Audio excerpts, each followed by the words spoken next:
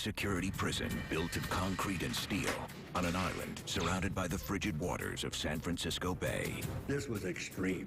No prison in the world that had the type of security that we had here. For almost 30 years, Alcatraz Federal Penitentiary was the country's toughest prison, a living hell for high-risk and high-profile troublemakers. Men like Al Capone, Machine Gun Kelly, and the Birdman, Robert Stroud. The purpose of Alcatraz was actually to completely isolate some of America's worst. If you broke the rules or broke the law, you went to prison. If you broke the rules in prison, you came to Alcatraz. It's a prison where every inmate learns one thing. There is no way out.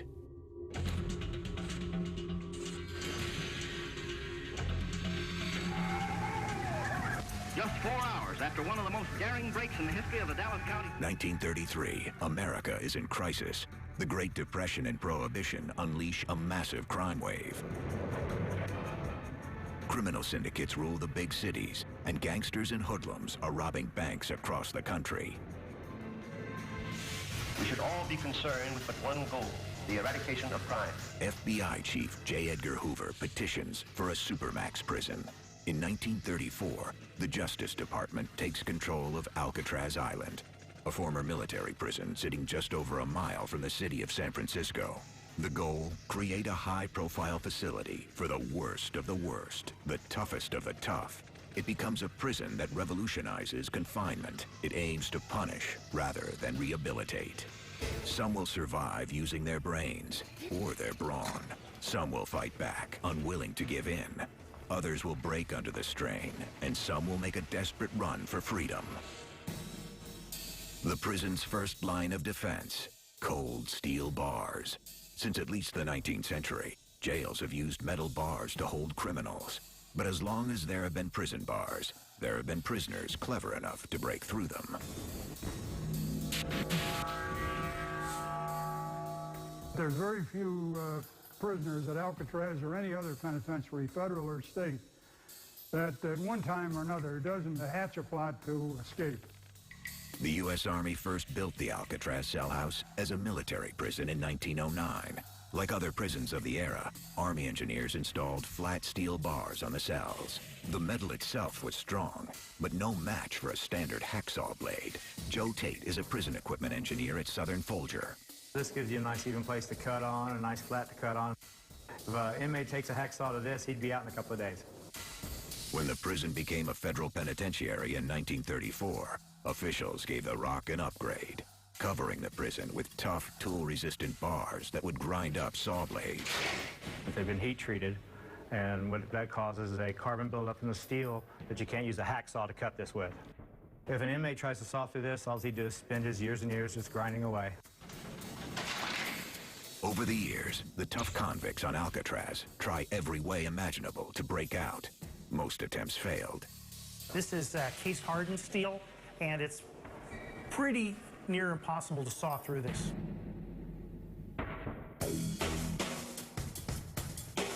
In 1939, one inmate attacks the bars in a unique way. Convicted gangster Arthur Doc Barker, son of the infamous Ma Barker, is a murderer, kidnapper, and armed robber. He receives a life sentence on Alcatraz. A few years later, Doc spots a way out and begins plotting his escape. He's locked up in the D-Block isolation unit. D-Block is one of 2 cell blocks federal authorities failed to upgrade with the tool-resistant bars. The reason they didn't upgrade the entire cell house to the tool-proof steel was simply a matter of economics. This was an old, aging building, and the money only went so far in the depths of the Depression. With a smuggled hacksaw blade, Doc and 4 accomplices saw their flat D-Block cell bars so they can enter and leave as they want, hiding the cuts with paint. They would push them down and then were able to call through.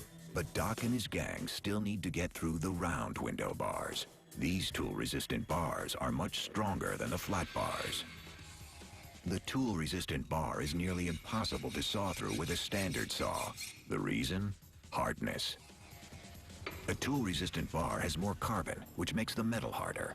When a bar is heat-treated and quickly cooled, the atomic structure shifts, making it more difficult for a blade to cut.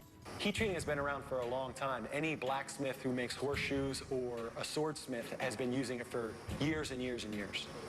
Hundreds of years.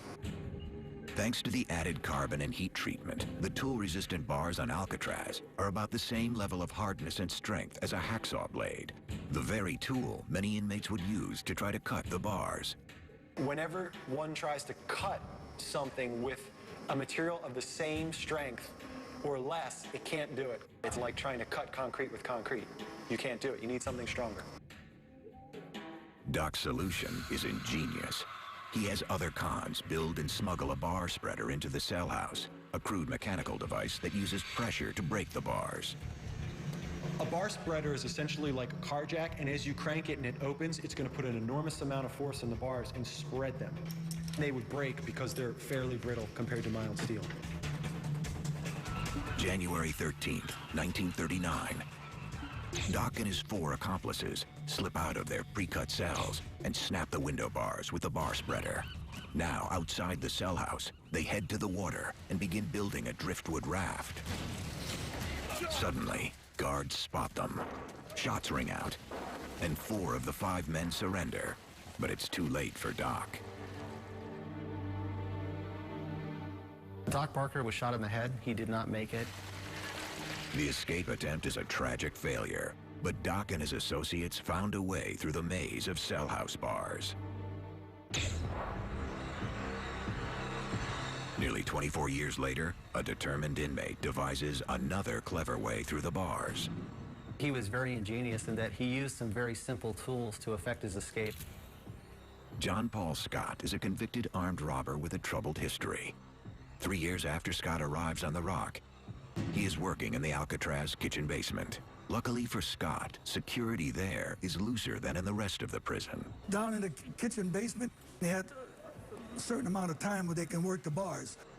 For a few minutes every day, Scott heads to the basement with a variety of tools, including a simple piece of string dipped in floor wax and covered with scouring powder. He methodically saws at one of the window bars. It's a brilliant use of available materials.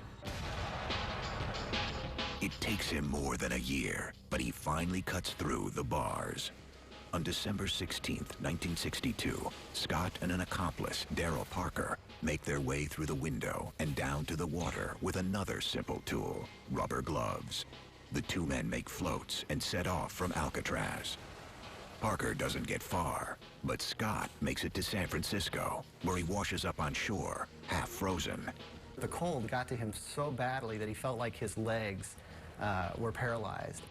Scott was thrown back in prison, another failed attempt to break out of Alcatraz. It was a good escape strategy, but he was hypothermic by the time he made it to shore. John Paul Scott is just one of many who try to run from the iron grasp of Alcatraz. Escape becomes an all-consuming ambition to many of its prisoners, all of whom come to grips with its most ruthless security barrier, the freezing currents of the San Francisco Bay. Alcatraz, a fearsome concrete penitentiary with tiny cells and dozens of armed guards.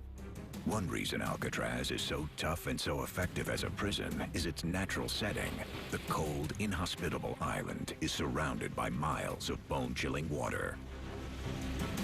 Well, the water is so rough. This is a very treacherous day out here. When that water is going out, it's dangerous.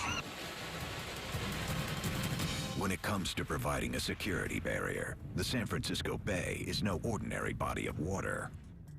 Alcatraz is more than a mile from land in any direction. The water averages 54 degrees. When it's that low, hypothermia, a dangerous drop in core body temperature that can kill, sets in after only 30 minutes, less time than it takes to swim to land. Dr. Tom Nuckton is an expert on cold water survival. A competitive swimmer can make that swim between 30 minutes and an hour. An inexperienced swimmer would take longer, possibly over an hour, and that's when hypothermia really becomes a major factor, because the longer you're in the water, the more you're exposed to the cold, and the more likely you are of developing hypothermia. What's more, Tides in the bay force a tremendous amount of water through the narrow passage of the Golden Gate, more than 2 trillion gallons a day. Because it all has to squeeze through an opening just 1 mile wide, tidal speeds can usually reach over 5 knots, or nearly 6 miles per hour. For inmates who dream of escape, the bay water looms as the toughest obstacle of all. But authorities are confident the island is secure. The intimidating waters of the bay didn't deter Alcatraz's most creative convicts. Numerous attempts were made by some of its most famous inmates. Former public enemy number 1, Floyd Hamilton, hatches a bold plot to secure his freedom. Floyd Hamilton grew up in Texas with the notorious crime couple, Bonnie and Clyde. He starts as their getaway driver and graduates to the FBI's 10 Most Wanted list. In 1938, authorities finally arrest Hamilton and throw him in jail for 30 years. His first stop, Leavenworth Prison in Kansas. But after a failed escape attempt, authorities send the infamous inmate to Alcatraz. They hope he stays locked up and out of the headlines. Floyd Hamilton's strategy is to blend in. His good behavior earns him a coveted prison privilege, a job in the prison industries building making cement blocks. Hamilton knows the guards will not hesitate to shoot, but he has 2 advantages on his side. The industries building is located near the edge of the island, with easy access to the water. Even better, the building is L-shaped. Tower guards can only supervise 1 section at a time, leaving other sections unguarded. The industries building probably was one of the less secure buildings on the island. I think it was absolutely tempting that they were right on the edge of the island, and it must have looked so attractive to just simply get out of the building and get into the water and get away. While at work, Hamilton and his accomplices, bank robber James Borman, kidnapper and bank robber Harold Brest, and kidnapper Fred Hunter, secretly saw a steel mesh window and prepare to make their move. Then on April 13th, 1943, when guards leave them unattended, Hamilton and the others seize the moment. The convicts grab a work knife and hammer and wait. As the guards enter, the inmates attack. They tie them up and race for freedom. You're probably always thinking, well, we made it this far. Hamilton's gang quickly climbs out the window, drops down to the water below, and swims for it. Through the fog, a tower guard sees them and raises his rifle to shoot. He shoots and kills James Borman. Harold Brest is caught by his side. Fred Hunter hides inside a cave, but soon gives up. Unseen by the guards, Hamilton takes refuge in an island cave where he is trapped by the icy water and battering waves. You're freezing, you're uncomfortable, the water is pushing you back, and so his chances of escape were nil. And for all he knew, he was going to die there. After 3 days of hiding and exposure, Hamilton is exhausted. There is no way he can swim to freedom. Instead, he crawls back up to the prison and gives up. I've talked to Floyd Hamilton, Clyde Johnson, the guys are in the water, and it's cold water. It was a fortress, you couldn't get out of here. There's no way, and even try that water. These Alcatraz escapees were clever. They were defeated by the San Francisco Bay and by the guards' use of deadly force.